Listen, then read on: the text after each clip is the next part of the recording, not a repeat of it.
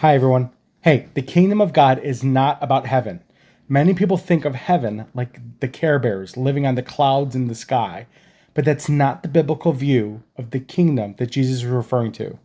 Now, I have a video teaching what the image of God is biblically, and if you haven't watched it yet, I highly suggest that you do right after this video. But this one is about the kingdom of God. Now, the kingdom of God is the number one thing that Jesus talked about the most, more than anything else. This is what he taught about. So I think that it's very wise that we take a moment and we listen to the teaching that Jesus talked about the most. In the Bible, the word kingdom does not refer to a place like we would think of it in English.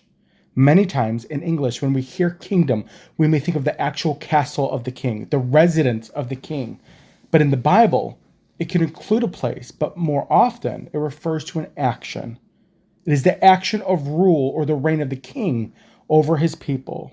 So when Jesus says the kingdom of God is here, he's actually saying the active rule and reign of God is here. The kingdom of heaven and the kingdom of God are the same thing. Now let's dive a little deeper to understand this. God's original plan was for his people to live under his rule as king in a right relationship with him for eternity. But the world became a place where God's will as king was not accomplished. It became our will. Jesus was announcing the arrival of God's reign to take back the world under himself as Lord. Now, the word dom, the piece dom at the end of kingdom, dom, is showing a condition or a state of being.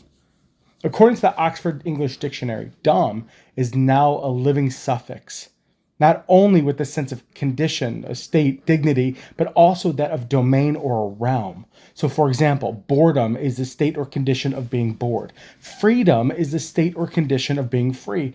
Kingdom is the state or the condition of living under the rule or the reign of the king. So if you are in the kingdom, you are under the active rule or the reign of the king. If you are bringing in the kingdom, you are bringing in the active rule or the reign of the king. God is the King of Kings. He is the Lord of Lords. The kingdom of God surpasses any earthly kingdom that we have here. The rule and the reign of God surpasses any rule or reign of any earthly kingdom. And his word surpasses any other law, decree, or word given by any other king. So remember in the Bible when Jesus is talking about the kingdom and the gates of the kingdom and the entry of the kingdom or the ushering in of the kingdom, he isn't referring to heaven, some place in the sky. He's referring to the active rule and reign of God here and now and what will eventually be in Revelation. Next video, I will discuss how humanity destroyed being the image of God and the kingdom of God. And we'll start bringing these two teachings together.